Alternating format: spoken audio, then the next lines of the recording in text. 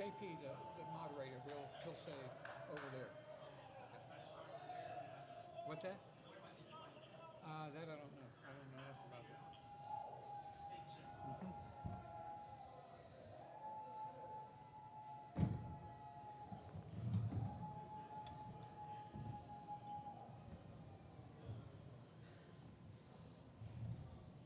1, 2.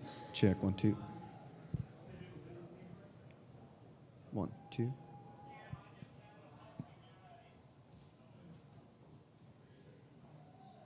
We will that one, and it will always be that. Okay. Are you doing it? Hey. Uh-oh. I don't care. You guys want to work? You want to do it or you?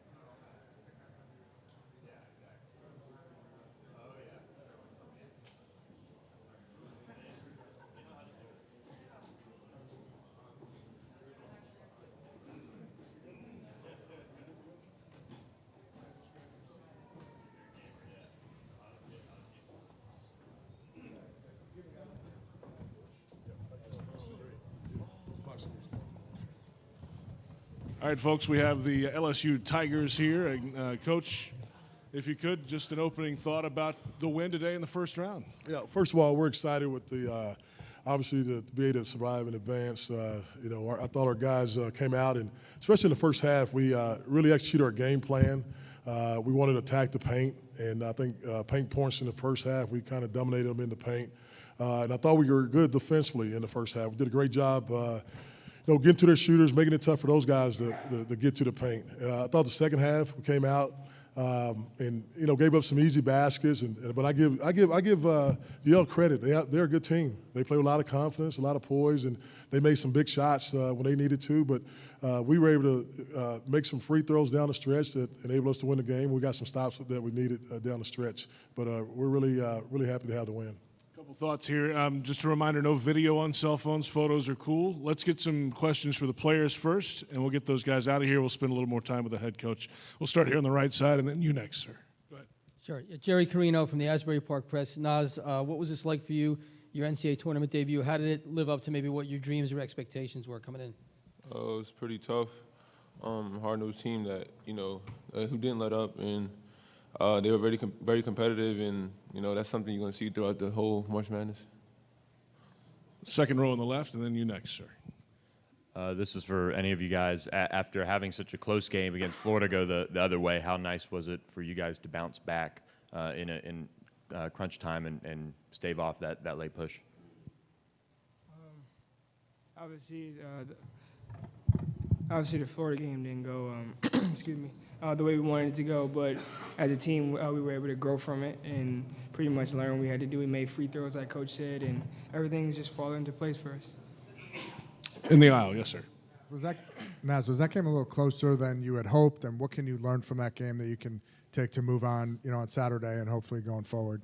I mean, just controlling the lead, controlling the tempo on both sides of the floor. As far as the whole team, and just playing our best and going out and playing hard as we can. Oh, going forward, I mean, it's a lot. I mean, no discredit to Yale, but it's gonna be a lot of tougher teams going forward. So we just got to be able to balance everything out and do what we do best. Yes, sir. Third row. Tyler Nunez, Tiger Rag Magazine. Naz, this one's for you too. Cavell Bigby-Williams came up big early in the game with 4 blocks. How much easier does he make your job whenever he's on like that? I mean, he's tremendous. He makes my job way easier than it has to be. If a guy gets by me or baseline, Cavell's right there, and he's able to stop stop the person with the ball, and he's a big help to all of us. Any more questions for the players here on the second row? Yes, sir. 45 points in the first half. What was the key to coming out so hot offensively? I'd just say we were aggressive, and we had a great game plan getting into the paint and using our size advantage. And Naz did a great job getting the paint. Tremont was all over the place, and all these guys did a great job. Gene here on the right side, yes. Tremont or anybody else, could you talk a little bit about the factor for KBW early? Because he was, 3 rejections in the first 5.5 minutes. Did you kind of sense that Yale was a little bit, altering their shots a little bit, making it really difficult to get those inside points for them, at least early on? Yeah, going into the game, I kind of the whole team, I just spoke to Cavell, and that's his role on this team. He does that, and altering shots is something that he's great at. So just going into the game, we spoke to him about that, and he was able to get 3 or 4 blocks, and that kind of made Yale think about going in there a second time. That's why I started shooting pull-ups. Copeland, he's really good at that, and then just making them shoot outside shots. So having a presence like him down there just makes our job a lot easier, like Nas said. Any final questions for the players? All right, guys, thanks a lot. Appreciate it. Congratulations. We'll continue with the head coach here.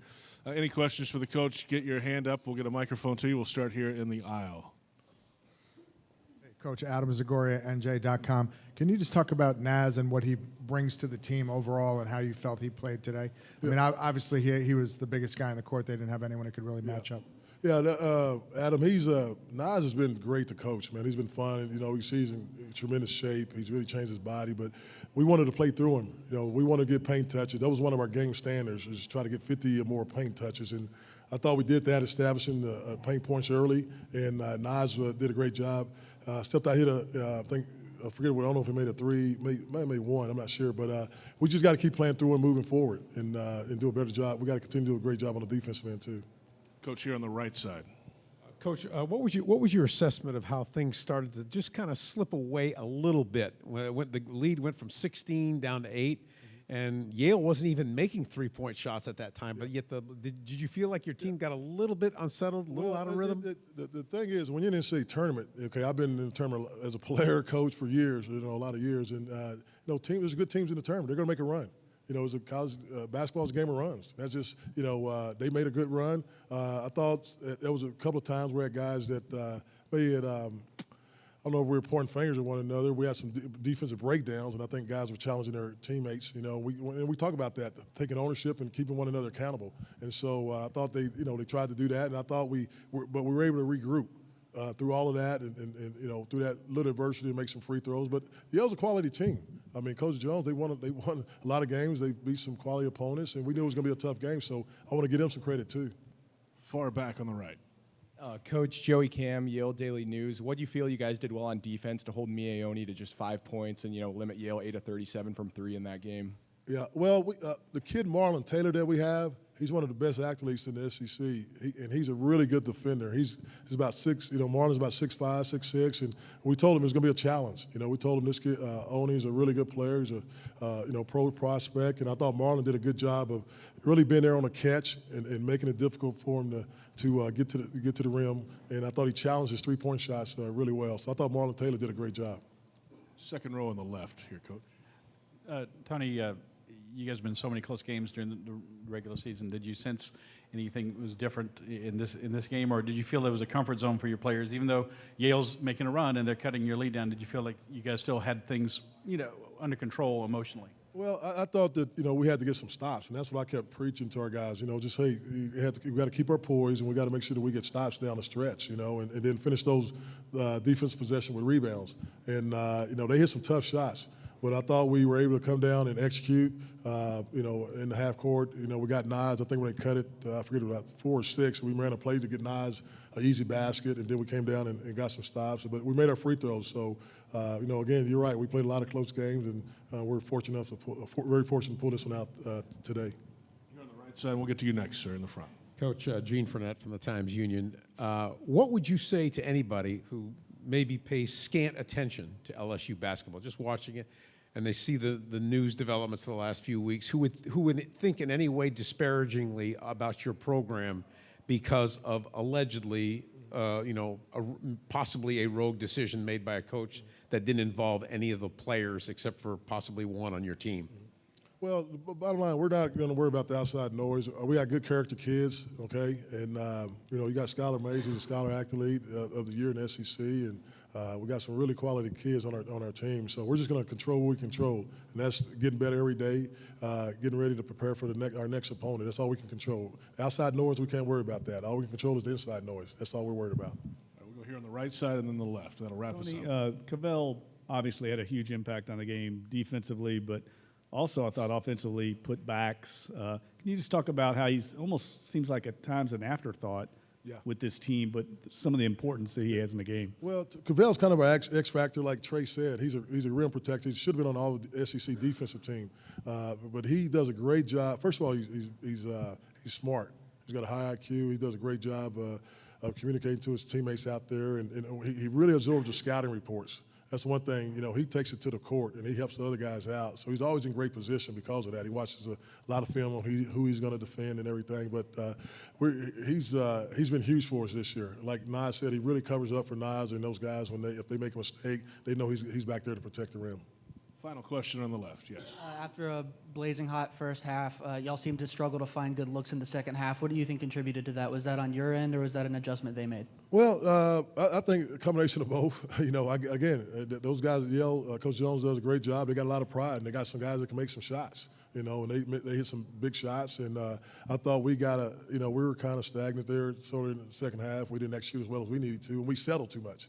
I thought we settled for some jumpers when we should have been. We wanted, again, to continue to attack the paint like we did in the first half. I don't think we did that in the second half until we had to. Coach, thank you. All right, thank you, guys. Thanks.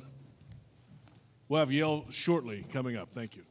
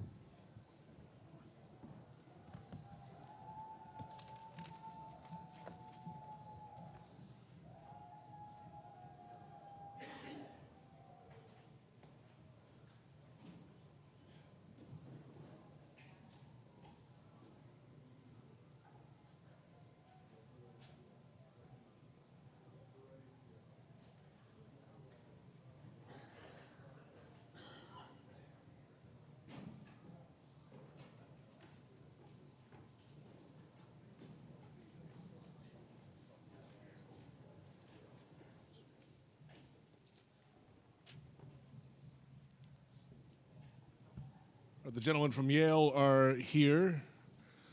Coach, if you could just give us an opening thought about today's game and the finish of your season. I thought that our kids did a great job at fighting the entire 40 minutes. We obviously didn't shoot the ball as well as we'd like to or well we have in the past, but the energy and effort was there, and you got to tip your hat to LSU for holding on to the lead and knocking down their free throws. But I was very proud of my young men. I told them such in the locker room, and it's been a great season for Yale basketball, and as I said, I couldn't be proud of my group. Thank you, Coach. Let's get some questions for the players first. We'll get them out of the way, and we'll get back to the head coach in just a moment. We'll start here on the right side. Yes, sir. Dave Borges, New Haven Register. Alex, what's the feeling with the team down 18 early in the second half that, you guys obviously made the comeback. What's the feeling there, and what did you do to get back in the game? I'm so proud of this group and just the fight that we showed. We were in the locker room at halftime, and I think we were a little down for a moment, but we all kind of came together and told each other, look, we can do this. We can fight back. We've been down before, and to come out and battle back like that and put on a show for our fans that were here and that were watching us across the country feels amazing. And I think it's just a testament to the guys we have in this locker room. Other questions for the players? Get your hand up. We'll get a microphone to you. Right here in the middle. Yes, sir. Guys, Adam Zagoria. Obviously, Mie had a tough day out there offensively. Do you think that had more to do with their defense, or was this a tough day for him? And how were you guys able to keep it so close with, with him having only 5 points? Well, I mean, I said this yesterday in our press conference, but I think we have a lot of weapons on our team that can contribute on any given night. So on a night when one guy, like tonight, Mie, maybe struggled a little bit from the floor, there's his teammates are there to pick him up and help our team score points. So yeah, any given night, anyone on our team can hurt you, and I think that's what made our team so special this year. On the right side, yes, sir. Blake, I'm sure you knew what to expect from LSU, but was there anything about their overall kind of size and athleticism that maybe took you back a little bit for the start of the game, or was it more or less what you expected in terms of their overall talent? Yeah, I mean, coming from playing in our league to playing an SEC team, definitely very athletic and very strong inside. We knew they were going to be relentless on the glass tonight. And they were, and I think we did a fairly good job of battling them on the boards. But yeah, definitely real big and strong down there. And but I thought we fought hard.